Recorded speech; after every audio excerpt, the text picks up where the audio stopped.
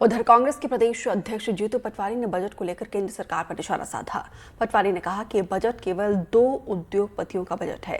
देश लगातार कर्ज में डूब रहा है। तो वहीं पटवारी ने कहा कि जबलपुर में हुए हत्याकांड के लिए प्रदेश के गृह मंत्री दोषी है और जबलपुर में 50,000 कार्यकर्ताओं को बुलाया जाएगा और सरकार के खिलाफ बिगुल बजाया जाएगा। कोई गरीब आदमी के लिए, कोई किसान के लिए, कोई मिडिल क्लास के लिए 12 लाख कमाओ हम छूट देंगे। 12,000 रुपए रोज हर महीने का कर्ज आ रहा है भाई, कमाएगा कौन? जीएसटी से आम आदमी से आप खजाना भरते हो, जो आटा खरीदता है उससे भरते हो, उससे देश बढ़ रहा है। इनकम है कहां तो जो आपको छूट देने की प्रोसेस बने। ये हालत है कि देश 270 लाख करोड़ के कर्जे में चला गया। ये ना हर नागरिक पे देश की सरकार ने, केंद्र की सरकार ने 1.5 लाख रुपए का कर्जा कर दिया और प्रदेश कोई ऐसा नहीं बचा, मध्य प्रदेश समेत, जिसमें 5 लाख करोड़ का कर्जा नहीं। तो वहीं बजट को लेकर सत्ता जिले की चार्टर्ड अकाउंटेंट से एनडीटीवी ने बातचीत की, जिसमें चार्टर्ड अकाउंटेंट का कहना है कि बजट में मिडिल क्लास को ध्यान में रखते हुए बड़ी राहत दी गई है। देश की वित्त मंत्री निर्मला सीतारमण ने अपना 8वां केंद्रीय बजट पेश कर दिया है। देश की तमाम लोग, आमजन से जुड़ी हुई जो बातें थी, जिस प्रकार की बातें प्रधानमंत्री मोदी लगातार कर रहे थे, उसको लेकर जो आमजन की अपेक्षाएं हैं, उसको लेकर आज हम आए हैं सतना में उन विशेषज्ञों के पास में, उन चार्टर्ड अकाउंटेंट्स के पास में, जिसके पास हर वो आमजन अपने से संबंधित, टैक्स से संबंधित, रिलीफ से संबंधित, अपने प्रोजेक्ट से संबंधित जाता है, उनसे सलाह लेता है। हमारे साथ यहाँ पर विशेषज्ञों का एक विशेष पैनल है जिनको हमने आमंत्रित किया है। हमारे साथ सीनियर चार्टर्ड अकाउंटेंट विराग जैन जी हैं। विराग जी, आपका एनडीटीवी में स्वागत है। कैसा बजट देखते हैं आप? ये बहुत ही अच्छा और सराहनीय बजट है। वित्त मंत्री जी ने जो मिडिल क्लास वालों को जो बेनिफिट्स दिए हैं वो एक्स्ट्रा ऑर्डिनरी हैं। टोटल 12,75,000 तक जो सैलरी क्लासेस हैं उनको कोई भी अब टैक्स देने की ज़रूरत नहीं है, जो ये पहले 7.5 लाख रुपए था। और इसमें टॉयज़ इंडस्ट्रीज़ को, चिप्स को, एआई को बहुत ज़्यादा राहत दी गई है, जिससे बहुत ज़्यादा बिजनेस बढ़ेगा और अपन डेफिसिट से बहुत आगे बढ़ जाएंगे। अपडेटेड रिटर्न का टाइम लिमिट बढ़ा दिया गया है, 2 साल से 4 साल कर दिया है। तो जिनके बहुत पुराने रिटर्न्स नहीं फाइल होंगे उनको भी मौका मिलेगा कि वो अपने पुराने रिटर्न्स फाइल कर सकें। आमजन को रिलीफ पाती हैं आप? हाँ बिल्कुल, बहुत अच्छा बजट है। सारी चीज़ें सस्ती हो गई है इस बार। तो अच्छा है, बजट में बहुत अच्छा है। मैं सीए ऋतु नायक हूँ जी। बजट काफ़ी अच्छा है।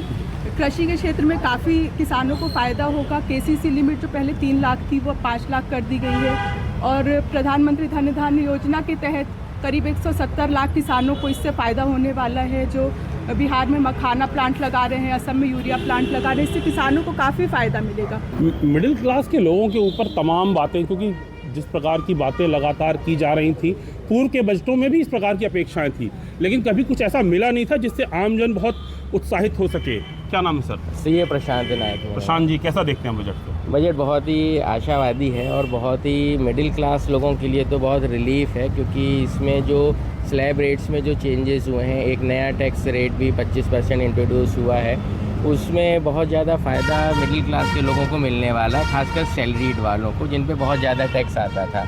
तो कहीं ना कहीं ये बजट सभी लोगों के लिए बहुत अच्छा है। सैलरीड लोगों के लिए बहुत अच्छा है जी।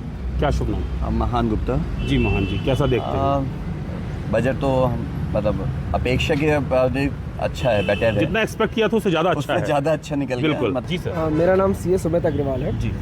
सैलरीड क्लास के साथ साथ बिजनेस और बाकी सेक्टर को भी काफ़ी राहत दी गई है। जैसे ट्रस्ट के केस में, अभी ट्रस्ट में क्या नियम थे कि अगर किसी ट्रस्ट को रजिस्ट्रेशन मिल जाता है 12 में, उसको हर 5 साल में रिन्यू कराना होता है। जो छोटे ट्रस्ट हैं उनके लिए लिमिट बढ़ा के 10 साल कर दी है। टीडीएस के प्रोविजंस में बहुत राहत दी गई है। जैसे पहले 40,000 तक की बैंक की ब्याज की टीडीएस नहीं करता था, उसकी लिमिट को 50,000 कर दिया है। सीनियर सिटीज़न में पहले जो 50,000 की लिमिट थी टीडीएस ना कटने की ब्याज पे, उसको बढ़ा के 1 लाख कर दिया है। तो इसका ये मतलब है कि पैसा लोगों के हाथ में ज़्यादा आएगा, टीडीएस में पैसा ब्लॉक नहीं रहेगा। मेरा नाम सीए विवेक निगम है जी। विवेक सर, हम देखते हैं कि भारत में सबसे ज़्यादा जनसंख्या यदि किसी क्लास की है तो वो मिडिल क्लास की है। तो हम लोग as a chartered accountant feel कर रहे थे कि इस बार जो स्लैब बढ़ाया जाएगा 8-9 लाख तक, ऐसा हो सकता है कि नो टैक्स लिमिट रखी जाए, लेकिन जो 12 लाख कर दी गई बेशक बहुत ही सराहनीय कदम है। इससे क्या होगा कि लोगों के पास एक्स्ट्रा पैसा रहेगा वो पैसा को इसी इकोनॉमी में इन्वेस्ट होगा कहीं ना कहीं। क्या नाम है? मैं सीए पूजा गोयल। पूजा जी, कैसा देखती हैं इस बजट को? इस बजट से जैसे कि आम जनता सरकार से बहुत ज़्यादा एक्सपेक्ट कर रही थी कि 10 लाख तक तो लिमिट हो ही जाएगी, लेकिन इन्होंने 12 लाख कर दी, तो इस बजट को बहुत ही लोग अप्रिशिएट कर रहे हैं, बहुत ही वेलकम दे रहे हैं इस बजट को। जितना सोचा था उससे ज़्यादा दे दिया। राइट, उससे ज़्यादा गवर्नमेंट ने इस बजट को दिया।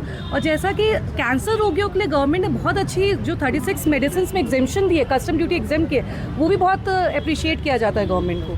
क्या शुभ नाम सर? सीए रमेश गुप्ता जी रमेश जी, कैसा देखते हैं इस बजट को? बजट अच्छा रहा है और व्यापारी वर्ग की तरफ से एक बहुत अच्छी के लिए वो एक अच्छी चीज़ हुई। हमने देखा जैसे सेल और परचेज के केस में कई बार एक ही ट्रांजैक्शन के ऊपर गवर्नमेंट का TDS का सेक्शन भी लागू हो रहा है, TCS का भी सेक्शन लागू हो रहा होता था, वहाँ पे बहुत प्रॉब्लम आती थी। गवर्नमेंट ने अभी वहाँ पे TDS की एप्लीकेबिलिटी को ही कर दिया और TCS को रिमूव कर दिया है सेल ऑफ गुड्स के केस में।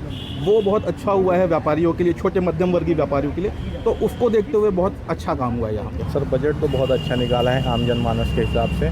एक पॉइंट और है, इन्होंने रीजनल कनेक्टिविटी के हिसाब से 120 एयरपोर्ट्स अनाउंस किए हुए हैं जो बनने वाले हैं। क्या होता है प्रधानमंत्री श्री योजना के तहत। जी जी जी, तो क्या होता था कि हमें अब कहीं जाना होता था तो हमारा वो टाइम जो वेस्ट होता था, वो टाइम सेविंग के हिसाब से हम लोग के लिए भी अच्छा, प्रोफेशनल्स के लिए भी अच्छा है, सबके लिए अच्छा हो गया। बजट तो अच्छा ही था क्योंकि इसमें स्लैब भी बढ़ा दिया गया है। तो मोदी जी का सपना है एक्चुअल में 5 ट्रिलियन पहुंचाने का और अपनी अर्थव्यवस्था बढ़ाने का।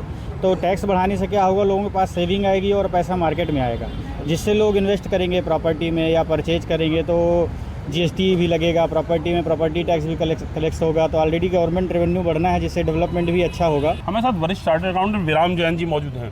विराम भाई, कैसा देखते हैं इस बजट को? बहुत शानदार बजट है ये जी। 8वां बजट है निर्मला सीतारमन जी का और मेरे ख्याल से one of the best budgets of the country बिल्कुल राइट नाउ। अभी तक मिडिल क्लास को तो उन्होंने किया ही है, सैलरीड एम्प्लॉयज़ के लिए बहुत अच्छा किया है जो 12,75,000 तक की छूट दी। कहीं ना कहीं ये बात देखने योग्य है कि जिस प्रकार की बातें जब से देश में मोदी सरकार बनी थी तब से लगातार लोग इस बात की आशा कर रहे थे कि कहीं ना कहीं कुछ ना कुछ ऐसा होगा जिससे आम जन लाभान्वित होगा।